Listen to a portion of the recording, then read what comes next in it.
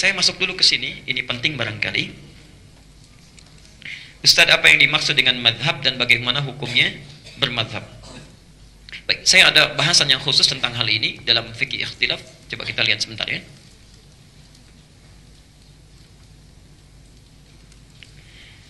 Bismillah. Baik. Bagi yang ingin copy nanti filenya boleh ya. Fikih ikhtilaf itu bahasan khusus untuk membahas hal-hal yang diperselisihkan dalam agama kita. Misal, dalam sholat baca bismillahnya ada yang disirkan, dijaharkan, nggak baca sama sekali, mana yang paling benar. Dalam hal misalnya sholat subuh, ya, ada kunut, ada yang tidak, mana yang harus diikuti. Dalam kita akan sujud, ada yang telapak tangannya duluan, ada yang lututnya duluan, mana yang tepat, ya. Itu bahasanya fikih ikhtilaf. Nah, ini pertanyaannya kita jawab.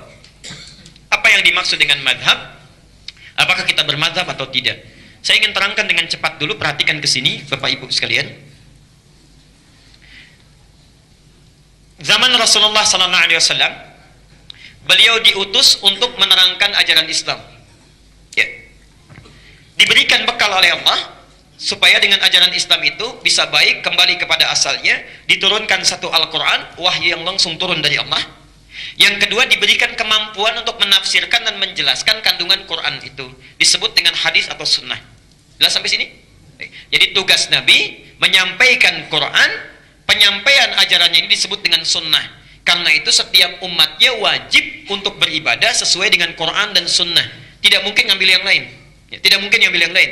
Karena Nabi hanya ditugaskan dua hal ini. Ya. Diturunkan Quran, minta disampaikan. Kemudian yang kedua, dijelaskan. Penjelasannya disebut dengan sunnah. Dalam semua aspek kehidupan. Dalam semua aspek kehidupan. Saya percepat. Ketika Nabi mengajarkan Al-Quran dan sunnah, yang menerima para sahabat. Disebut sahabat ada beberapa syarat, umumnya 3. 1, hidup semasa dengan Nabi. Semasa dengan Nabi, sezaman. Yang kedua, melihat Nabi. Melihat Nabi. Yang ketiga, beriman pada Nabi sampai wafat, sampai meninggal. Ya. Kalau keluar dari 3 syarat ini, maka tidak disebut sebagai sahabat. Contoh, hidup semasa dengan Nabi, beriman pada Nabi, tapi tidak pernah melihat Nabi. Itu tidak disebut sahabat, tidak disebut sebagai sahabat. Ya. Contohnya Uwais Al-Qarni. Ya, Uwais Al-Qarni, luar biasa, orang saleh, ya. Sudah pernah dengar kisahnya? Di ujung saja kalau belum pernah dengarnya. Uwais Al-Qarni nggak melihat Nabi, hidup semasa dengan Nabi, beriman pada Nabi, tapi tidak pernah berjumpa dengan Nabi, maka tidak disebut sebagai sahabat. Sebaliknya, Musailamah Al-Kadzdzab, hidup semasa dengan Nabi, beriman pada Nabi, melihat Nabi, tapi setelah Nabi wafat langsung mengatakan, saya Nabi baru mendapatkan risalah. Saya ingin berikan pesan yang sangat kuat. Hati-hati dengan tutur kata kita, karena langsung turun ayat Al-An'am 93. Ya. Wa man azlamu mimman iftara 'ala Allahi kadziba. Siapa orang yang paling zalim dibandingkan orang yang sering berdusta kepada Allah? Di antara dustanya, 1, mengaku-ngaku Nabi. Mengaku-ngaku Nabi. Yang kedua, maaf, tidak mengaku Nabi tapi mengatakan wahyu turun pada saya, padahal nggak pernah turun. Memang tidak mengatakan saya Nabi, tapi mengatakan baru diturunkan wahyu pada saya, tapi wahyu nggak pernah turun. Karena Allah nggak pernah menurunkan wahyu lagi setelah Nabi Muhammad SAW wafat. Maka orang seperti itu, perhatikan, kalau tidak bertobat sebelum meninggal dunia, maka cara meninggalnya itu, perhatikan, Anda bisa saksikan fi ghamaratil maut, saat dia tersiksa akan meninggal dunia, wal malaikatu basitu aydihim, malaikat membentangkan sayapnya, itu akan memukul-mukul dulu wajah sampai bagian belakangnya. Jadi sebelum dicabut nyawanya dipukul-pukul dulu. Yadribuna wujuhahum wa adbarahum, di ayat yang lain akan dipukul-pukul bagian depan sampai bagian belakangnya sampai sulit, merasakan kesakitan luar biasa, baru kemudian nyawanya dicabut. Hati-hati, hati-hati ya. Para sahabat menerima Al-Quran dan Sunnah itu jarang sedikit yang menulis. Jarang yang menulis, tidak ada yang mengkodifikasikan kecuali 1-2 orang saja. Paling menulis di batu, di pelepah kurma dan sebagainya. Kebanyakan menghafal. Masya Allah. Orang Arab itu keistimewaannya itu kuat sekali ingatannya. Sekarang agak berkurang, sulit menemukannya. Tapi zaman Nabi, saya waktu kuliah di Tripoli, ada seorang staf namanya Ustadz Mabruk. Masya Allah. Beliau sudah menginput data ribuan mahasiswa. Saya jalan dengan kawan namanya Mas Bahrus ya. Ketika kami jalan bertemu beliau, ditanya, ya Syekh man hadha? Saya bilang, hadha Mahrus, ini Mahrus. Mahrus bin Fulan, bin Fulan, bin Fulan, bin Fulan, disebutkan sampai 5 kakeknya ke atas. Dari sekian ribu mahasiswa yang gak pernah lihat wajahnya. Itu keutamaan orang Arab ya. Karena itu mereka hafal Quran walaupun tidak menulis. Hafal Qurannya, Masya Allah. Dan hafal di dalam kepalanya. Karena hafalan terbagi dua ya. Ada hafal di luar kepala, ada hafal di dalam kepala. Ini hafal dalam jiwanya. Saking hafalnya, Masya Allah, salatnya luar biasa. Utsman bin Affan, Pak. Utsman bin Affan. Beliau orang sibuk, pebisnis, selalu merantau keluar masuk Madinah. Tapi dalam sibuknya, jangan tanya wajibnya. Sunnahnya nggak ketinggalan. Tahajudnya khatam Quran. Tahajudnya khatam Quran. Umar bin Khattab gak mau kalah. Sehari semalam 4 kali khatam Quran. 2 kali siang, 2 kali malam. Kita ada di mana? Sesibuk apa? Sesibuk apa? Sibuk gak sempat hafal Quran, Masya Allah. Cita-cita paling tinggi masuk surga, surganya Firdaus bersama Nabi. Baca Quran susah. Sini. Kemudian sahabat Nabi SAW meninggal dunia. Sahabat mulai mengajarkan ajaran Nabi kepada para tabi'in. Ya, para tabi'in. Generasi setelah sahabat. Nah, zaman tabi'in ini, kemudian juga ke tabi'ut tabi'in, metode hafalan, ya, itu sudah mulai bertambah dengan catatan, mulai dicatat. Ya. Karena maaf, sahabat saat Nabi meninggal mulai menyebar. Ya. Ali bin Abi Thalib ke Kufah, Muaz bin Jabal kemudian ke Yaman. Ya. Ada yang kemudian sampai Sa'ad bin Abi Waqqas ke Nusantara, abad ke-7, ya, ke wilayah Barus, 414 km dari kota Medan. Ya. Sampai ke Nusantara, Masya Allah. Sampai ke Nusantara. Karena sahabat ini menyebar, ya, Muawiyah bin Abi Sufyan sampai melakukan perjalanan sampai ke wilayah Afrika, ya, Afrika Utara dengan tukang cukurnya Nabi. Tukang cukurnya Nabi itu wafatnya di Libya, ya. Ada kuburannya di situ. Kemudian Muawiyah, Amr bin As, ya, melakukan perjalanan. Muawiyah bin Abi Sufyan juga, kemudian ada masjidnya di Syria, ya. Artinya keluar wilayah Hijaz, menyebar.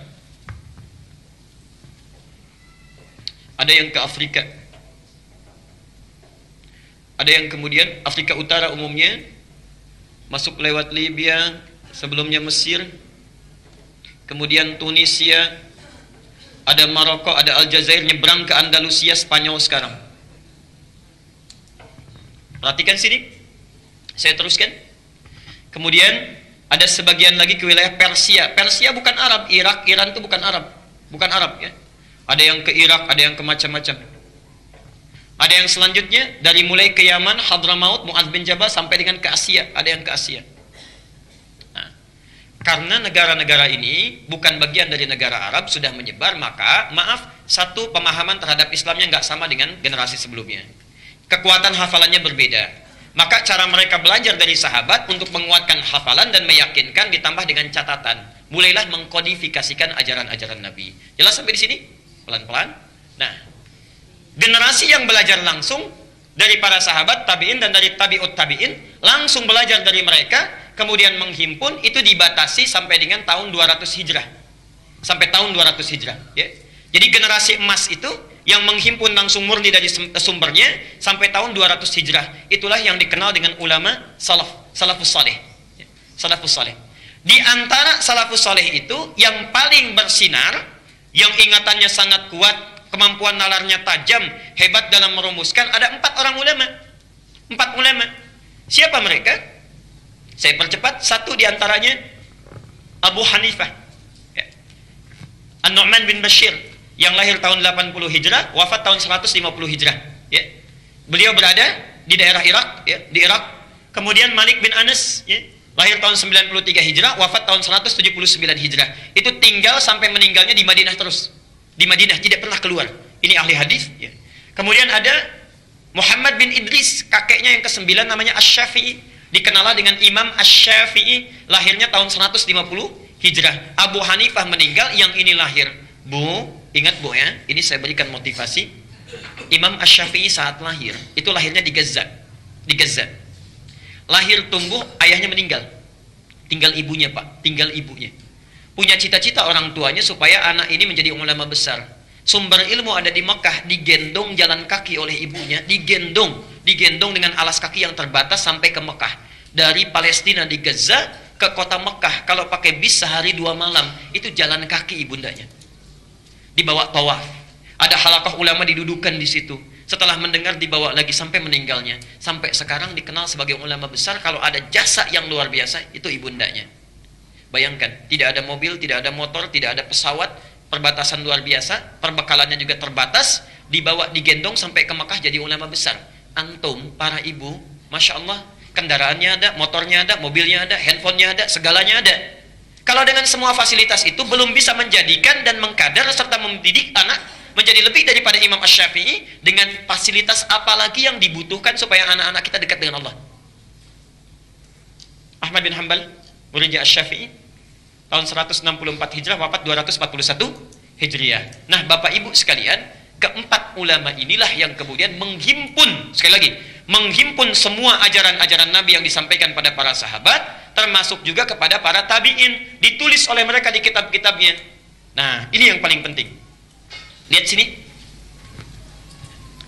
Ajaran yang dihimpun dari Nabi itu ada dua sifat. Ada dua sifat. Satu,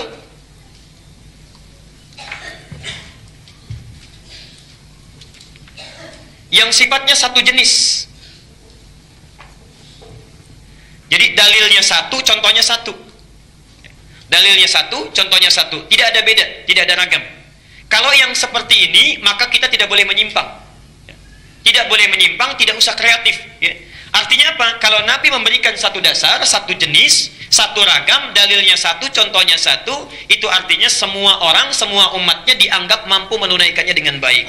Contoh, saya ingin bertakbir salat, Nabi hanya mengajarkan angkat tangannya, baik yang sejajar dengan bahu ataupun dengan daun telinga, atau mankibaihi atau dekat dengan kedua telinganya. Ya. Maka rumusnya sederhana, kata Nabi, angkat, letakkan di dada. Angkat, letakkan di dada. Tidak ada rumus lain antara mengangkat dengan meletakkan itu, karena semua bisa melakukan.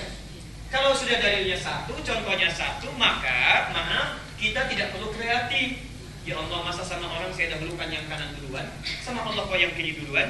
Ya, sedikitlah agak beda supaya lebih baik dalam pandangan Allah. Allah kanan dulu, Allahu Akbar. Nah, ini tidak perlu dilakukan. Ya Allah, kok nggak enak, salam itu kan artinya berbagi ke kanan, berbagi ke kiri. Kalau berbagi itu kan tidak hanya wajahnya, tangannya juga harus ikut memberi. Assalamualaikum, Assalamualaikum. Sampai kiamat kurang 2 hari Anda nggak akan dikasih. Ya. Jadi kalau contohnya satu, dalilnya satu, kita tidak boleh kreatif. Ya. Kalau menyimpang itu yang dimaksud dengan bid'ah, mengada-ngadakan sendiri, nggak ada dalil, nggak ada contohnya. Jelas sampai sini? Yang kedua, ini yang paling penting, dan di sini sering memunculkan perbedaan pendapat, tapi ada sesuatu yang tidak wajar, berselisih pada yang tidak diketahui, itu yang nggak wajar. Beragam, jenisnya beragam, ragam jenis. Biasanya kalau seperti ini, Nabi dalilnya tidak hanya satu, contohnya pun beragam. Itu ditunjukkan untuk kemudahan umatnya dalam menunaikan ibadah. Karena umatnya dipandang tidak mungkin melakukan itu kecuali dengan beberapa alternatif. Contoh, Sunan Abu Dawud nomor hadis 838 dari Wa'il bin Hujr, dengan yang kedua nomor hadis 840 dari Abu Hurairah. Ini persoalan tentang, maaf, posisi tangan dan lutut atau kaki saat akan sujud. Maaf, kalau akan sujud itu tangan duluan atau lutut duluan? Tangan dulu, baik. Apa dalilnya? Lutut duluan. Hati-hati, karena ada suami istri tidak tegur sapa, ini kisah nyata. Suaminya langsung yang bilang, suami istri tidak tegur sapa semalaman karena persoalan ini. Suami sholat isya tidak ke masjid, ya, ke rumah, kemudian malamnya di rumah karena terlambat datang dari kantor, ya. Kemudian istri melihat, begitu turun, maaf, lututnya duluan. Dari i'tidal, sami Allah liman hamidah, kemudian akan sujud, lutut duluan. Selesai sholat, kata istrinya, papa itu sholatnya nggak sesuai sunnah. Kenapa? Kok lutut duluan, harusnya tangan dulu? Mama yang nggak baca hadis, katanya. Padahal dua-duanya nggak baca. Dua-duanya nggak baca. Yang satu dengar dari guru yang A, satu dari guru yang B. Suaminya cerita besok paginya, ya, karena jemput ke rumah, masya Allah. Ya. Bapak ibu sekalian, kedua-duanya sebetulnya ada di hadis Nabi. Dan uniknya di kitab yang sama. Di kitab yang sama, bedanya 2 nomor. Di Al-Bukhari nggak ada, di Muslim nggak ada, yang ada di Abu Dawud ini. Yang pakai lutut itu adanya di Abu Dawud nomor hadis 838 dari Wa'il bin Hujr. Di awal-awal masa sholat, dilihat oleh Wa'il, Nabi selalu turun dengan lututnya dulu, baru kedua telapak tangannya. Jelas sampai sini? Diambillah pendapat itu oleh Ibnul Qayyim Al-Jauziyah, menulis beliau buku sifat sholat Nabi. Silakan lihat ya, dalam uraian beliau memilih untuk menggunakan lutut. Kemudian yang menggunakan telapak tangan itu sama, di kitab yang sama beda 2 nomor, yang meriwayatkan Abu Hurairah. Di akhir masa kehidupan Nabi, beliau selalu sholat mendahulukan kedua telapak tangannya. Maaf kalau sudah agak sepuh-sepuh itu biasanya kan persoalan ya di kaki ya, Bapak Ibu lebih tahu lah ya. Turun kedua telapak tangan duluan ya. Karena itu Abu Hurairah melihat, diriwayatkan kepada kita, dirangkum oleh Abu Daud. Muncul Syekh Muhammad Nasiruddin Al-Albani mempopulerkan riwayat ini karena khawatir orang menganggap hanya boleh pakai lutut saja. Dipilih oleh Syekh Muhammad Nasiruddin Al-Albani riwayat yang kedua. Jadi Anda yang pakai Al-Albani misalnya, bacanya dari situ, lihatnya dari situ, dan judul bukunya sama, Sifat Sholat Nabi. Cuma memilih riwayat yang kedua tanpa menyalahkan riwayat yang pertama, karena dua-duanya dalilnya ada. Jadi yang pakai telapak tangan boleh, pakai lutut boleh, yang salah yang kepala duluan.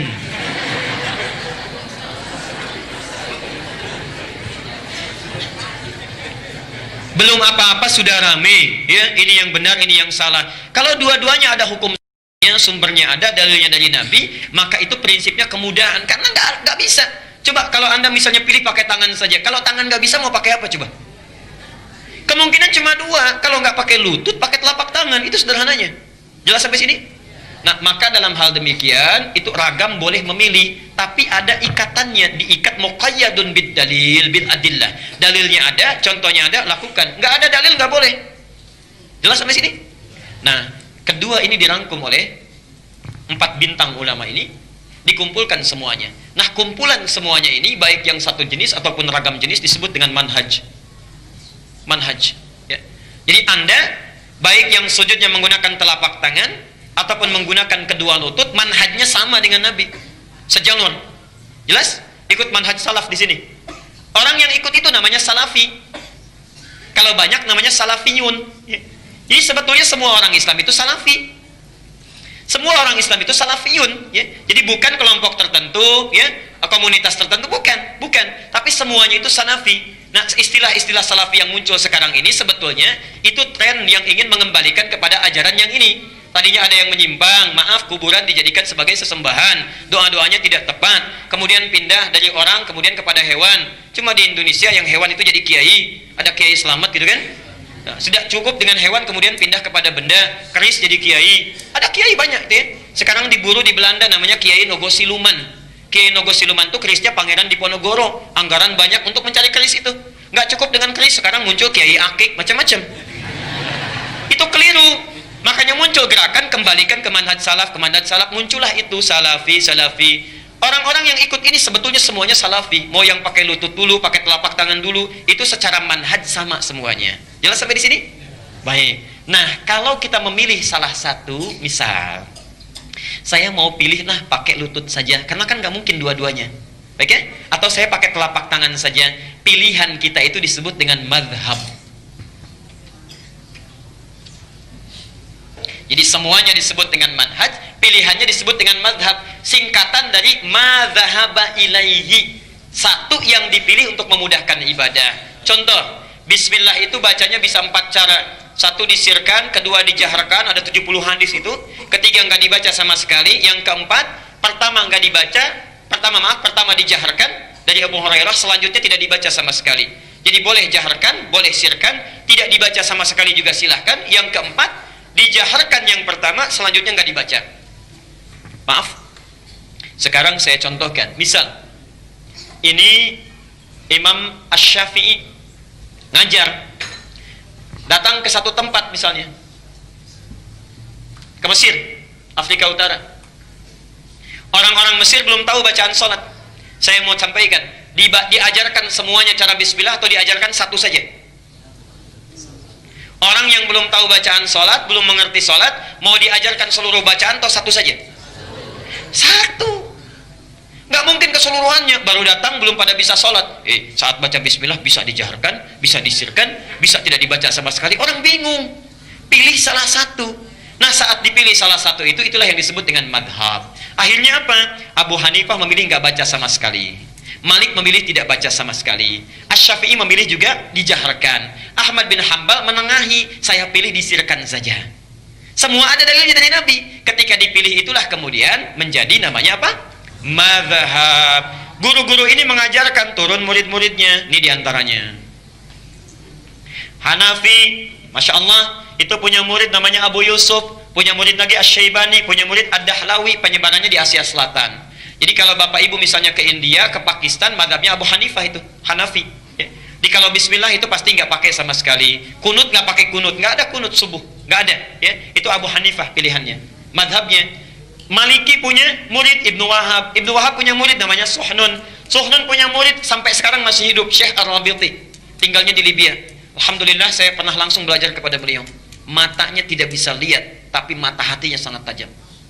Satu kali kami membacakan kitab, kawan kami membacakan. Begitu membacakan kitab, kata Syekh kami ini, Syekh Ar-Rabiti, "Kif ya bunai, tilka nuqtah wa laysatil fasilah." Anakku tolong berhenti di situ, itu katanya titik bukan koma. Kata muridnya, "Syekh, tapi di sini koma." Bukan, itu bukan koma tapi titik. Barangkali ada noda di situ ke bukunya. Itu terbitan mana? Terbitan sekian. Iya betul, itu halaman sekian, paragraf sekian, baris sekian, huruf nomor sekian. Kalau Anda tidak percaya, bandingkan dengan kitab yang lainnya. Itu Syekh Ar-Rabiti. Masya Allah. Maaf ya, buta matanya karena saking banyaknya baca. Tahajud tidak henti-henti, puasanya rajin, ahli fikih, mata buta karena banyak membaca untuk mendekatkan diri kepada Allah. Antum dikasih mata sampai sekarang bisa lihat, baca Quran aja susah. Sudah susah tahajud, Masya Allah. Yang sunnah tertinggalkan, yang wajib terlambat, cita-cita masuk surga, surganya Firdaus bersama Nabi, ingin melihat Allah langsung, bagaimana? Imam At-Tirmidzi, Masya Allah, amalannya banyak, hadisnya banyak, tahajud tanpa henti, puasa sunnahnya luar biasa. Di ujung hidupnya itu banyak menangis kepada Allah karena takut kalau pulang itu tidak cukup bekalnya, dan tangisan inilah yang membuat mata beliau menjadi buta. At-Tirmidzi menangis sampai buta matanya karena takut pulang kepada Allah membawa salah. Antum sampai tidur pun kadang-kadang mimpinya itu salah juga. Ya. Itu sekarang dulu. Afrika Utara penyebarannya. Jadi kalau Anda ke Afrika Utara, Libya, Tunisia, Aljazair, Maroko, nyebrang dikit Eropanya, Italia, Prancis, Spanyol, itu Maliki madhabnya. Yang kalau bismillahnya nggak dibaca langsung, kunutnya ada tapi disirkan sebelum ruku. Ya, kalau dalam salat subuh itu Maliki, itu Maliki. Tapi Syekh Maliki ini nggak pernah keluar Madinah. Murid-muridnya yang datang ke Madinah. Ya, murid-muridnya itu yang tarawihnya sampai 33 kali, itu Maliki. Sampai sekarang di Madinah itu 33. Ya, sampai sekarang. Dilengkapkan jadi 36. Ya. Kalau di Mekah 20 sampai dengan 23. Ya. Lihat Asy-Syafi'i punya murid Al-Buwaiti. Asy-Syafi'i ini muridnya Imam Malik. Masya Allah, datang ke tempat Imam Malik salah jadwal. Bukan karena salah tidak tahu, bukan. Karena berangkat jauh-jauh, jalan kaki Pak Ibu. Gak ada mobil, gak ada motor, gak ada kendaraan, jalan kaki ke tempatnya Imam Malik di Madinah, ingin mendapatkan pelajaran kitab Al-Muwatta. Misal, Imam Malik jadwalnya itu hari Rabu. Imam Syafi'i nyampe di sana hari Selasa karena jalan kaki jauhnya itu. Begitu datang ke situ, berdiri, itu sadar beliau bukan jadwalnya, menunggu di depan pintu seharian. Di depan pintu seharian. Masya Allah. Tidak dibukakan pintu karena bukan jadwalnya. Begitu tiba hari Rabunya itu, ya, ilustrasinya, tiba-tiba Imam Malik langsung mengatakan kepada pembantunya, kepada khadimnya, "Iftah," katanya, "ilbab, bukalah pintu itu, di depan sudah ada seorang pemuda menunggu." Padahal Imam Malik tidak pernah lihat. Buka pintu, di depan sudah ada seorang pemuda menunggu. Begitu dibuka, datang Imam Asy-Syafi'i itu, ditanya, ya, "Ada keperluan apa?" katanya. "Punya hajat apa?" Kata beliau, "Saya ingin belajar hadis dari Anda." Kata Imam Malik, "Apa yang sudah kamu punya?" Kata Imam Asy-Syafi'i, "Hafidhul Muwatta." Saya sudah hafal kitab Al-Muwatta. Jadi menunggu di depan pintu syekhnya itu sambil menghafalkan kitab Al-Muwatta yang tebalnya itu 2 kali buku ini dalam semalaman hafal. Imam Asy-Syafi'i dalam semalaman hafal itu Imam Asy-Syafi'i, dan dalam keadaan jadi guru besar pun masih tawadhu juga. Guru sedang istirahat gak diganggu, ditunggu sampai besoknya. Antum taklimnya di mana-mana, terbuka tempatnya, tidak ada halangan, kendaraannya ada, datang bukan hanya 1 hadis, 10 hadis kadang-kadang disampaikan, masih nggak mau datang juga. Masya Allah, ya. Dengan cara apa lagi mesti dibimbing? Bahkan ada satu lagi yang tidak disebutkan di sini. Masya Allah, ada orang datang ke tempatnya Imam Malik, itu jual rumah, jual tanah demi belajar 1 hadis. Datang ke Imam Malik, ditolak, gak mau pulang. Kata Imam Malik, cambuk orang itu ke pembantunya, cambuk. Begitu dicambuk sekali, 2 kali, 8 kali, Setelah dicambuk 8 kali, orang ini merintih mengatakan, "Anta zalim Syekh," katanya. Kata Imam Malik, "Kenapa? Saya sudah jual tanah, jual rumah untuk kesini belajar hadis, tapi Anda pukuli saya, Anda zalim. Lalu apa mau kamu? Sesuai dengan jumlah cambukan tadi, berikan saya 8 hadis." Diberikan oleh Imam Malik 8 hadis untuk membayarnya. Kata orang tadi, "Syekh, kurang, tolong cambuk lagi sebanyak-banyaknya. Tolong cambuk lagi sebanyak-banyaknya." Orang mau ngambil hadis 8 saja, mau dicambuk dulu. Antum datang ke sini saking mudahnya, dikasih air minuman juga, disediakan snack juga kalau malam Jumat, belum mau juga belajar, dengan cara apa lagi? Cita-cita masuk surga, surganya Firdaus bersama Nabi, ingin melihat Allah tanpa hijab, Masya Allah. Punya murid namanya Al-Buwaiti, Buwaiti punya murid namanya Al-Bukhari. Jadi Imam Al-Bukhari yang nulis kitab Sahih, ya, Sahih Al-Bukhari itu muridnya Al-Buwaiti, mazhabnya Syafi'i.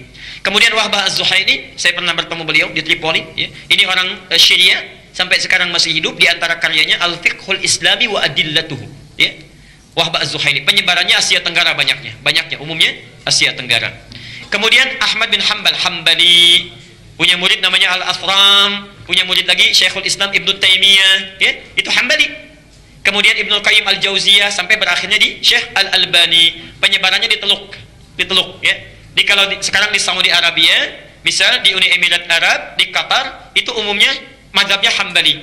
Yang kalau sholat bismillahnya disirkan, ya, nggak ada kunutnya kecuali nazilah dan sebagainya, itu Hambali. Jelas sampai di sini? Nah, Indonesia apa?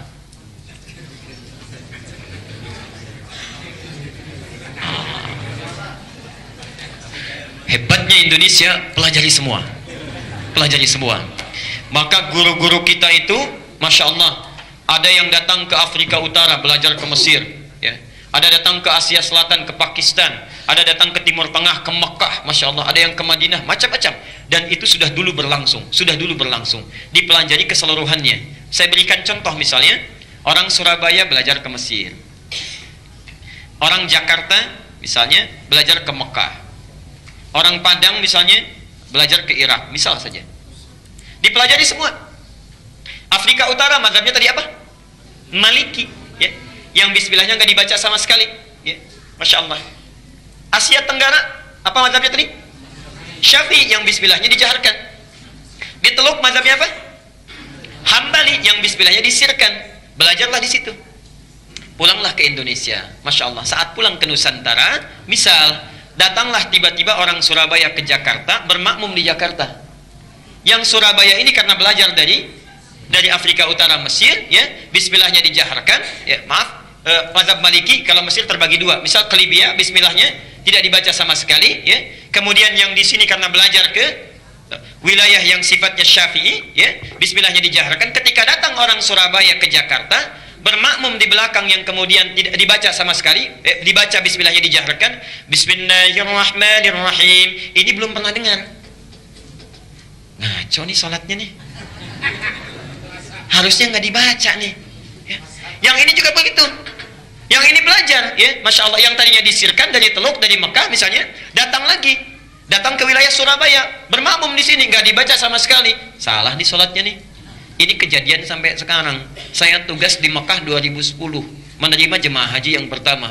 Begitu datang sholat, Masya Allah, isyanya sholat di situ, Allahu Akbar. Imamnya disirkan, Alhamdulillahi Rabbil Alamin. Imamnya Muhammadiyah sendiri.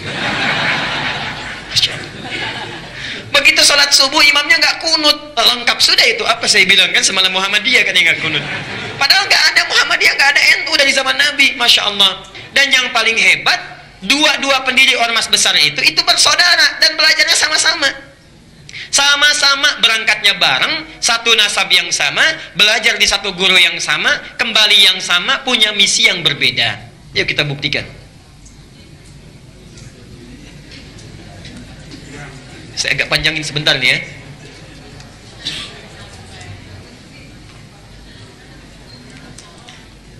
Satu, namanya Kiai Haji Muhammad Hashim Al-Ash'ari.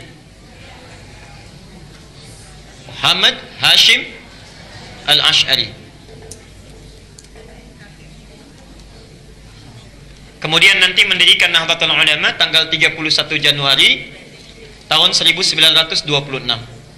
Kedua, siapa namanya? Kiai Haji Ahmad Dahlan. Sebetulnya bukan nama asli, nama aslinya Muhammad Darwish. Muhammad Darwish. Cuma nanti saat pergi ke Mekah, keduanya ini oleh gurunya Muhammad Darwish diganti nama menjadi Ahmad Dahlan. Ahmad Dahlan mendirikan Muhammadiyah tanggal 18 November tahun 1912. Nah, pertama, dua-duanya ini bersaudara. Ketemu nasabnya di saudara jauhnya.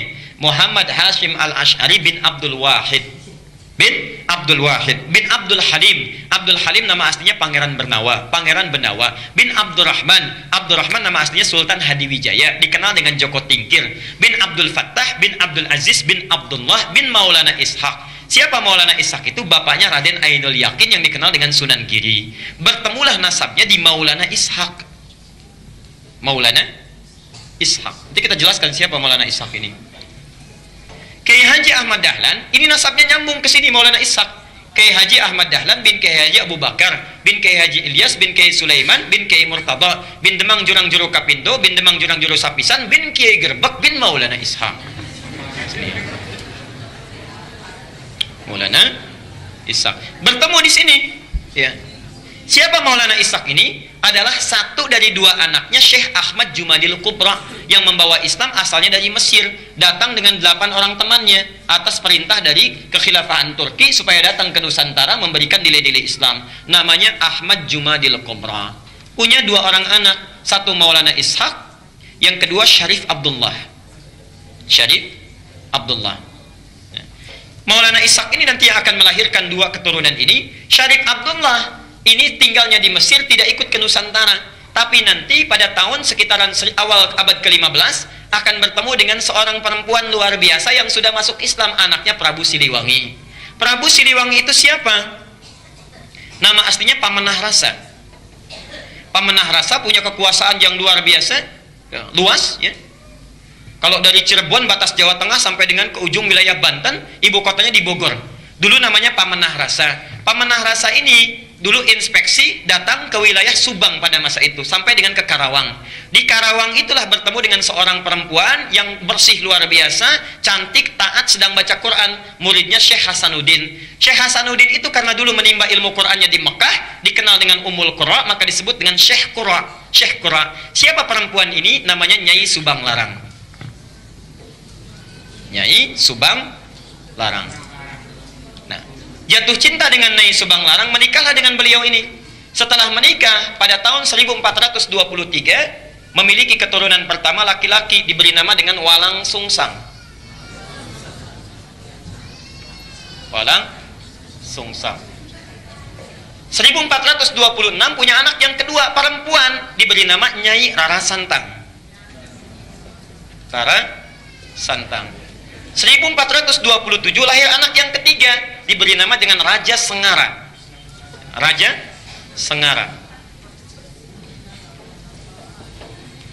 Nah, kakak ini, 2 kakaknya, Walang Sungsang dengan Rara Santang, kemudian muncul satu masa ingin berhaji. Datanglah ke kota Mekah. Ya.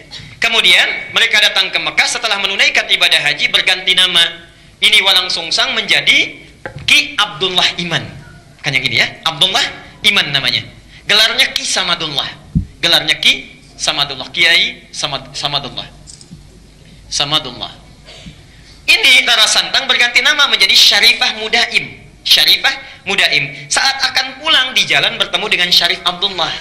Syarif Abdullah langsung meminang Syarifah Mudaim untuk dijadikan istrinya. Menikahlah kedua orang ini, lantas berangkat ke Mesir. Di Mesir kemudian mereka menyatu, bersama-sama berumah tangga, melahirkan seorang anak namanya Syarif Hidayatullah.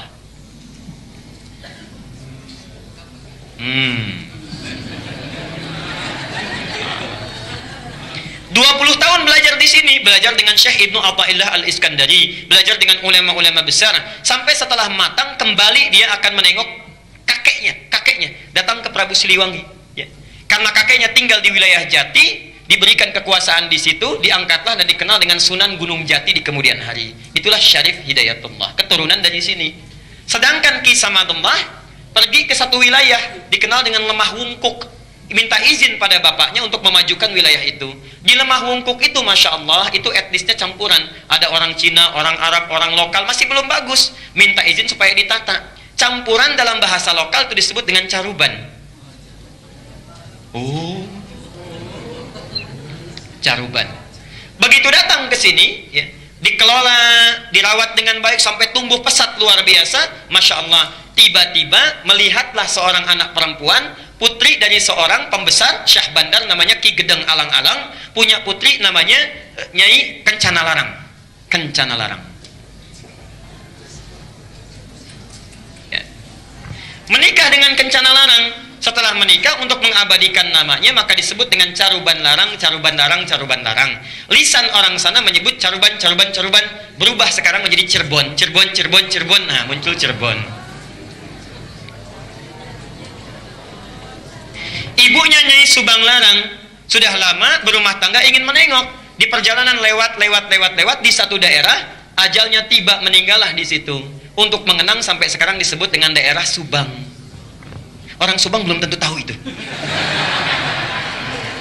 Nah, ya. Nah, terus apa cukup? Jadi muncul Cirebon. Nah, karena Cirebon sudah maju, maka kemudian diangkatlah, diberi gelar oleh Prabu Siliwangi, diberi gelar namanya Mangkubumi. Ya, Mangkubumi. Ini pertama gelar ini. Mangkubumi itu artinya khalifah fil ard. Al-Baqarah ayat ke-30. Wa idz qala rabbuka lil malaikati inni ja'ilun fil ardi khalifah. Fil ardi itu bumi. Khalifah, mangku, yang merawat, memangku bumi. Jadi gelar mangku bumi itu sama dengan khalifah. Jadi salah total kalau mengganti gelar khalifah menjadi mangku bumi. Sami mawon. Khalifah itu ya mangku bumi. Itulah pertama kali gelarnya diberikan. Nah, yang ingin saya sampaikan itu satu keturunan yang sama dari Ahmad Jumadil Kubra, punya anak itu. Kisah ini bukan fiktif, bisa dibaca. Yang paling bagus judulnya Api Sejarah. Ada 2 jilid karya sejarawan muslim namanya Ahmad Mansur Suryanegara. Ahmad Mansur Suryanegara yang dari Bandung. Jilid yang pertama warnanya hitam, halaman 148. Itu dimulai di situ kisahnya. Ya. Yang punya bukunya silahkan. Nah, apa hubungannya dengan yang paling atas?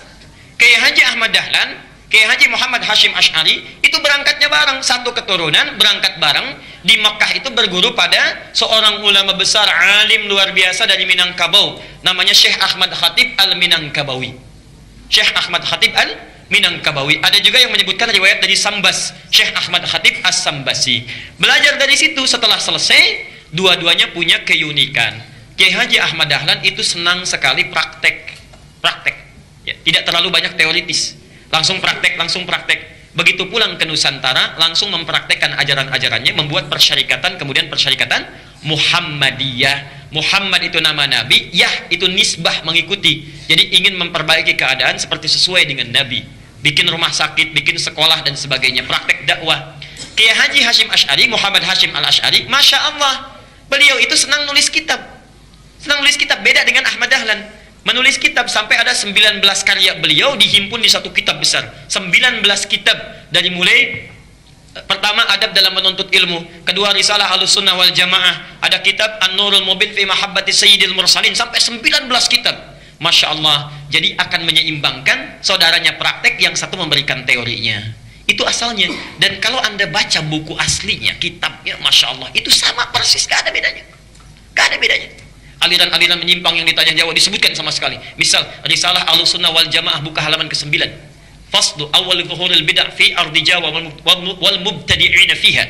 Pasal menerangkan tentang awal munculnya bid'ah di Tanah Jawa dan siapa tokoh-tokohnya. Bid'ah yang dimaksudkan bukan fikih tapi akidah. Halaman ke-10 paragraf yang kedua, baris 1 sampai dengan baris yang ke-4. Silahkan lihat. Wa minhum rafidhiyuna. Di antara aliran bid'ah itu adalah Syiah Rafidah. Syiah, ya. Beliau langsung menyebutkan, bukan saya. Beliau langsung yang menyebutkan. Asalnya semua Sunni, kata beliau itu, semua Sunni. Cuma terjadi di tahun 1333 Hijrah sama dengan 1909 Masehi. Datang tiba-tiba entah dari mana, ada satu aliran disebut dengan Syiah. Pekerjaannya yasubbuna sayyidana Abu Bakr wa Umar radhiyallahu anhuma. Seringkali mencela 2 sahabat Nabi, yaitu Abu Bakar dan Umar. Disebutkan dalilnya, hadisnya. Kemudian halaman yang ke-11-nya, wa minhumul abahiyuna, ada aliran kepercayaan abal-abal, abahiyun, semua boleh. Siapa mereka? Yang merasa dekat dengan Allah, wasafa qalbuhu, hatinya merasa sudah bersih, jernih. Sehingga kalau sudah bersih jernih itu tidak berlaku ketentuan dan larangan. Jadi kalau nggak sholat pun nggak apa-apa karena sudah dekat dengan Allah. Gelarnya tinggi, Pak Kiai. Pak Kiai kok nggak sholat ya? Kan sudah adzan. Jasad bapak bersama adik, tapi roh bapak sedang sholat. Nah itu diantara yang kacau itu ya. Jadi larangan nggak berlaku karena sudah dekat dengan Allah. Ini penyimpangan langsung disebutkan di Quran surah ke-2 ayat 80 Al-Baqarah. Ya. Ada lagi aliran yang reinkarnasi tanasukhil arwah, ya. Bahkan ada jahlatul mutasawwifah, orang sufi yang paling bodoh. Orang sufi yang paling bodoh disebutkan oleh beliau. Siapa itu? Itu yang mengaku menyatu dengan Tuhan. Mengaku dengan Tuhan. Allah sedang menyatu dengan dirinya, manunggaling kaulah Gusti. Siapa kamu? Saya adalah Allah. Allah sedang apa? Allah sedang makan. Nah, itu sudah lain. Jadi itu diantara kitab-kitab beliau. Nah, jadi tidak ada bedanya. Kisah yang terakhir yang ingin saya tutup, satu kali muridnya Kiai Haji Hasyim Asy'ari itu berkunjung ke Kauman ke Jogja. Karena Ahmad Dahlan pulang ke Kauman, Hasyim Asy'ari pulang ke Tebu Ireng ke Jombang. Datanglah dari Jombang itu, kemudian ke wilayah Kauman, dilihat di situ. Kok ini beda ya katanya. Balik lagi ke Tebu Ireng. Syekh katanya, itu ada aliran di Kauman yang menyimpang. Bagaimana caranya? Begini. Siapa orangnya? Namanya sekian. Ciri-cirinya bagaimana seperti ini? Itu bukan menyimpang. Itu saudara saya. Bantu sana balik lagi. Masya Allah. Ketika membantu balik lagi, kemudian sampai di situ berumah tangga, punya anak namanya Ahmad Azhar Bashir. Sampai kemudian jadi pimpinan pusat Muhammadiyah yang digantikan oleh Amin Rais, digantikan oleh Syafi'i Ma'arif, digantikan Din Samsudin. Agustus nanti mau muktamar itu. Ya, mau diganti lagi karena sudah 2 periode. Saya baca itu. Jadi saya tahu itu, ya. Sama juga NU juga begitu, sama sampai sekarang, sampai Akil Siraj, ya. Hasyim Muzadi digantikan Akil Siraj, sekarang mau nyalon lagi yang kedua itu, ya. Jadi insya Allah baca. Dengan membaca itu menambah wawasan kita, jadi paham, bersikap kita bijak. Saya semua dibaca, walaupun yang dibaca itu tidak semua harus diamalkan. Saya baca, informasi saya baca. Bapak Ibu mau tanya apa saja, insya Allah kalau tahu saya jawab. Tanya musik, saya nggak pernah main musik, saya nggak suka. Dan bukan bagian dari hal yang penting. Tapi teorinya saya hafal. C, D, E, F, G, A, B, C, G, A, B, C, D, F, G, D, F, G, A, B, C, D, A, B, C, D, F, G, A, B, C, A, B, C, D, E, B, C, F, G, A, B, B, C, A, B, C, D, A, B, C, A, B, G, A, B, C, saya tahu itu. Ya. Jadi bersikap dengan baik. Saya kira kita cukupkan dulu ya untuk hari ini karena kita harus berpindah tempat juga. Jadi barangkali itu materi kita untuk hari ini. Mudah-mudahan Allah memberikan keberkahan kepada kita semuanya.